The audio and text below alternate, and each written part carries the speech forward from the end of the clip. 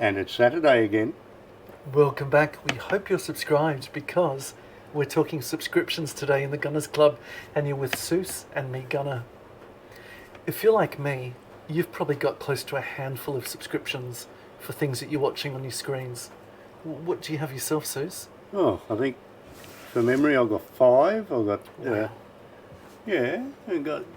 everyone's got Netflix and Stan, which is typical Australian one. I don't think that's available anywhere else. Not aware of it, no. Then I have Disney, Oh, and I have Amazon Prime. okay. Oh, and of course YouTube. And I imagine if you're like me, Seuss, you're probably going through every few months and saying, well, I've seen what's available on this service. I might just cull that for a couple of months, come back and take up the new one that's just come out. Actually, I have never done that. The missus keeps telling me, she who must be obeyed, Yes. tells me we should. Maybe I'm just set in my ways. Yeah, it's something I do regularly. So subscriptions come and go. For example, with my telephone, I was given a year's subscription to Disney. Disney, which in my opinion is a company which has had a turnaround in how they value the community. And the community has responded in kind with a loss of 1.3 million subscribers in the last quarter. Well, they do say you go woke or you go broke. Well, they ain't getting my money. Netflix is something which I've enjoyed, although it's not something I have at the moment. It's one of those I did a review on and I culled it. I just wasn't watching the programming enough. There wasn't enough that really appealed to me. The one that I find in Australia really suits me is Binge. Okay. So for Binge, you can get a service from as little as $10. It goes up $18 and into $22. My subscription's a couple of screens, 4K video. Look, it does everything that the old-fashioned cable Foxtel used to do. So it's got a lot of those cable channels that I used to get on Foxtel, a lot of movies, and for the wife who's an artist and artsy and crafty inclined, all those shows like Who Can Bake the Best Scone in New Zealand or something like that. Yep. Doesn't mean a lot to me, but you know, when it comes to renovating a castle in Scotland, my wife is all in. So I better be all in too. Stan I've tried. There were some things I really liked about it. Now, the services aren't identical in Australia as they are in America. For example, Breaking Bad was part of Netflix in America, but not in Australia, so you need a subscription to Stan. You can get around it if you've got the VPN. a VPN Yeah. and you watch Netflix, just set it to America and voila, you'll thank me, you've got access to that now. Yeah. But I've gone through and I've been doing a lot of the culling of it. And what they tend to do is bundle things always strategically so that you need to have a handful of subscriptions. Now, you remember our friend Nuri? He's been on a couple of our videos, the boxing coach, Yeah. and his son recently won that championship. We watched that on yet another subscription service called KO, That's right. which is great in Australia for sport. But again, it's just another subscription that you've got hanging around.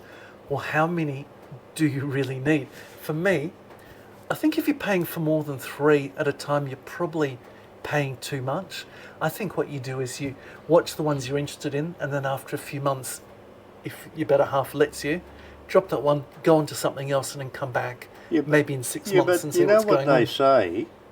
Nothing exceeds like excess. Well, how much time do you have to watch every single thing that's there? Well, that's true. That's very true.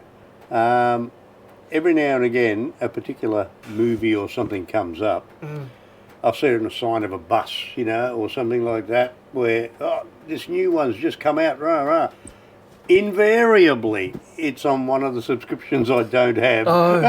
So it'll be on Paramount or it'll be on some other... Well, I was just telling you that last last night, they've released the latest in the Grand Tour episodes of the old boys who used to be part of the Top Gear. So I'm looking forward to watching that tonight. Paramount is something which I did try. So here it's basically a clip-on. I think it was additional $10 a month to the Amazon Prime membership. The basic Amazon, okay, I subscribe to it because I order the goods from Amazon and I get them.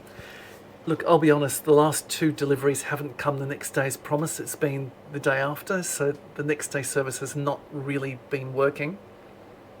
But So I'll have to review that. But you get a free subscription to their video network. You do. There's not a lot there, but like I said, the Grand Tour is something I'd like to watch. But I did actually opt in for an extra $10 a month for Paramount. Look, there's nothing really on it, I'll be honest. I subscribed to it because I wanted to watch the new series of Fraser. You know, I've been all in with him since, I think it was the start of season 3 of Cheers, and watched all the way through from Cheers, and then of course all of the episodes of Fraser. Of course, been a fan of him doing the voice for Sideshow Bob in The Simpsons, and then decided, okay, a new Fraser's come out, I've got to watch it. I don't think I will renew my subscription for that going forward. That wasn't that great. If I were to cull one, I've yet to think which one, I would go onto that UK one. I'm trying to think of the name of it. Is it Britbox? Yes, Britbox, that's right. Okay. That's got a lot of, obviously, all pommy shows, right? Yeah, you Brits love your murder mysteries and your Scandi noir light shows like Shetland, things like that. Yeah, whodunits abound. Yeah. But, you know, for Australian content, here's the thing. Australia's particularly good at scripted drama. We're good at it because, let's face it, it can be shot in 1 or 2 locations. Typically, it's a pub for a UK-type drama, or for Australia, it will be the local cafeteria by a beach. And then you might have one place of employment outside of that. That's basically all that you need. And some young people who will eventually become Hollywood stars from Australia. That's how it works. Okay. A lot of them. So it's scripted drama. If you have a look at it in the share of it from the streaming services, a budget of $680 million it was last year for dramas in Australia. $398 million of that was on the streaming services. So they're really providing a lot more streaming drama content than we ordinarily would have. And they've actually dropped their budget by about $50 million in the last year. But it still represents more than half of the money invested into drama today. Now the government's looking at putting down some strict criteria that the streaming services have to adhere to. It might be by some sort of revenue share. It was supposed to have been announced last year, but it's the government, they're lazy. We're only Australians. It's been delayed, deferred, pie in the sky to sometime this year that it happens. But it's very important, let me tell you why. Australians are watching streaming services. Now last year, 58% of Australian adults tuned in at least once a week to watch streaming services. 58%. Less than that, only 54% tuned in to watch the traditional terrestrial stations, you know, Channel 10, 9, Free-to-air 7, TV, yeah. that sort of stuff. So this has become already more important. But even more important, cinemas are losing... Cinema! Did you like that? Yeah, I did. Yeah. Well, I could have said the flicks, you know, are losing money hand over fist to streaming services. People just aren't going anymore. And as you pointed out, and rightly so, people just don't have any more etiquette in the movies. No, I've gone to leafy suburbs and had gentlemen put their sports shoes upon seats in front of them, watch with aghast, people with their phones habitually out. And you know what? They've decided that we don't need human contact anymore, so we don't need ushers. So if people attend late, there's nobody there with the waving flashlight. Do you remember that? Yes. To let you in, to show you where to sit, and to ensure that you are encouraged to behave. That's gone. And look, when you can buy a 55-inch as a small TV these days, Oh, yeah. really what is the point for the cinema going forward at all anymore? That model, I think, is basically just gone.